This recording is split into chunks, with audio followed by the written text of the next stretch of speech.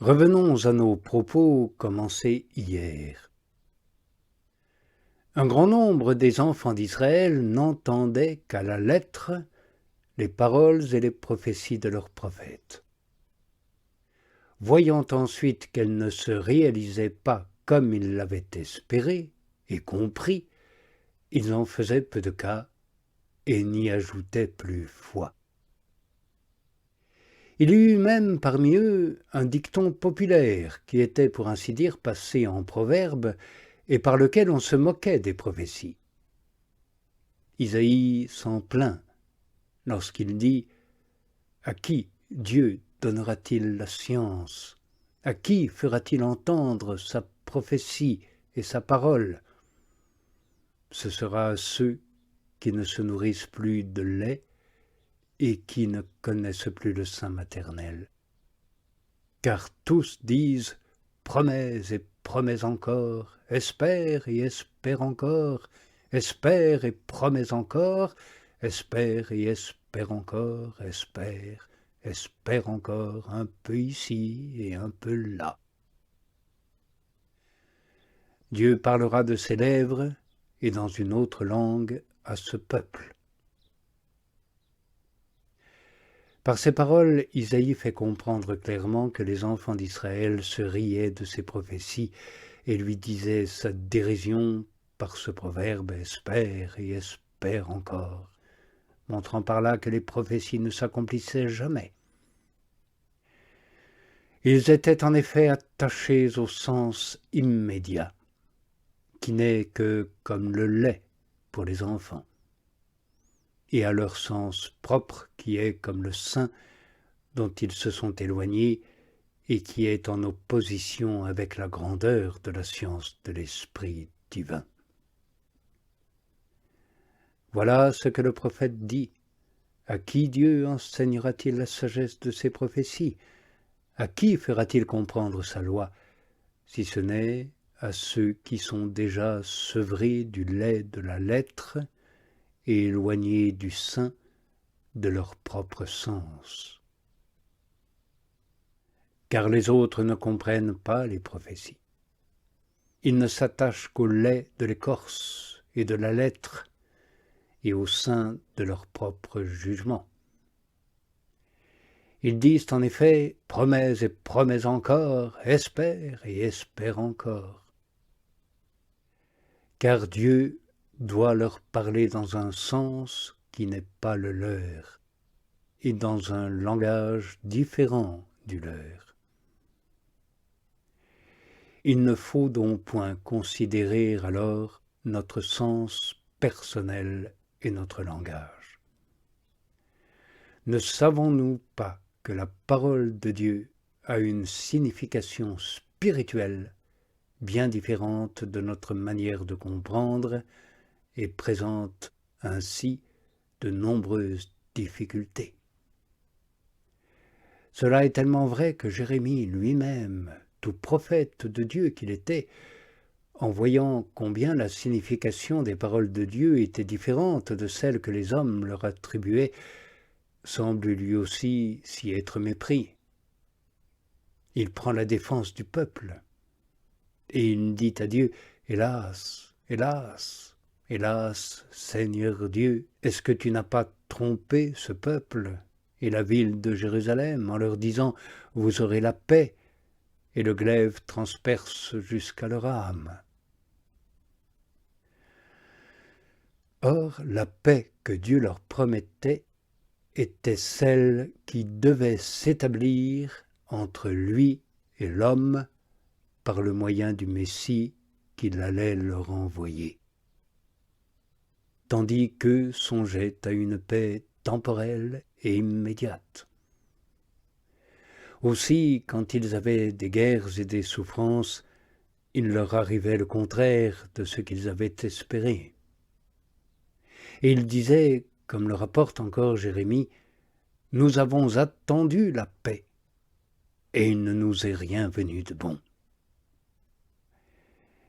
Il leur était donc impossible de ne pas tomber dans l'illusion, en se guidant ainsi uniquement d'après le sens immédiat et grammatical de la prophétie. Et en effet, quel est celui qui ne serait pas confondu et dans l'illusion s'il interprétait superficiellement cette prophétie que le psalmiste fait du Christ dans tout le psaume 71, et surtout quand il dit « Il dominera d'une mer à l'autre et du fleuve jusqu'aux confins de la terre ».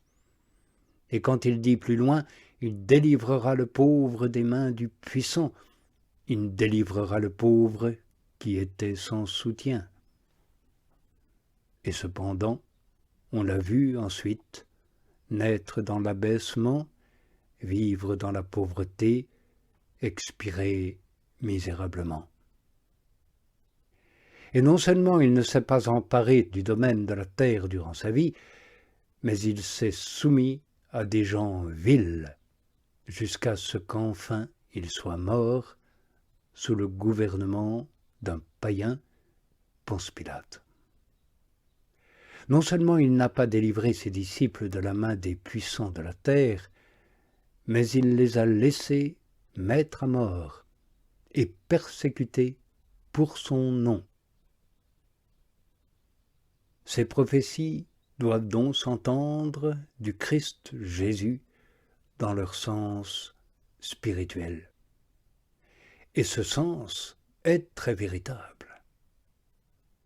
Jésus, en effet, est le Seigneur, non seulement de la terre, mais encore du ciel, puisqu'il est Dieu.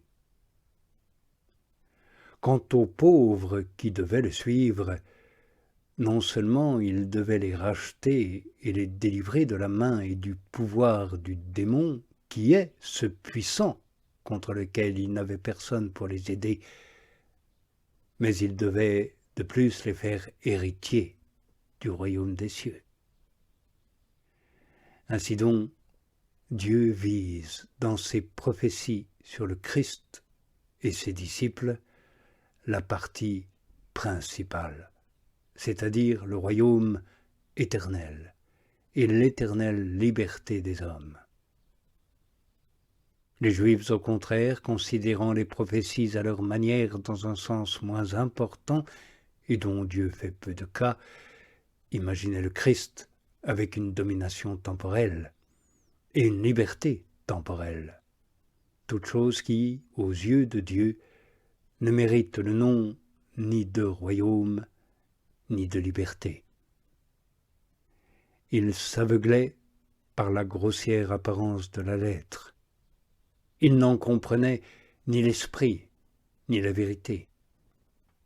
Et ils en vinrent à mettre à mort leur Dieu et leur Seigneur, comme le dit saint Paul, les habitants de Jérusalem et les principaux de la ville, ne sachant qui il était, et ignorant le sens des prophéties qui se lisent chaque sabbat, les ont accomplis en le condamnant. Cette difficulté de comprendre les paroles de Dieu comme il faut allait si loin que ses disciples eux-mêmes, qui l'accompagnaient, étaient dans l'illusion.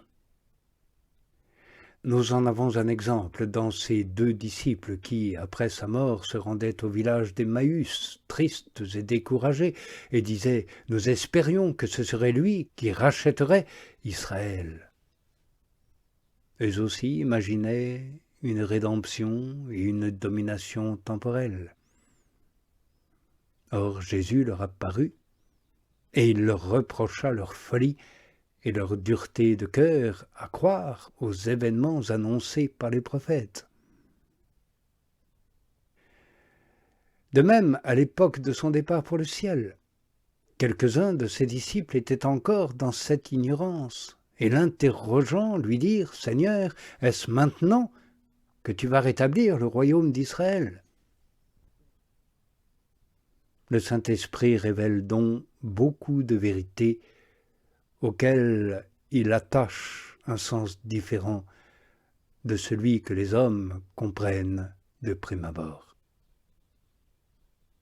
C'est ce qui arriva lorsqu'il fit dire par Caïphe au sujet du Christ Jésus « Il convient qu'un homme meure pour que toute la nation ne périsse pas ».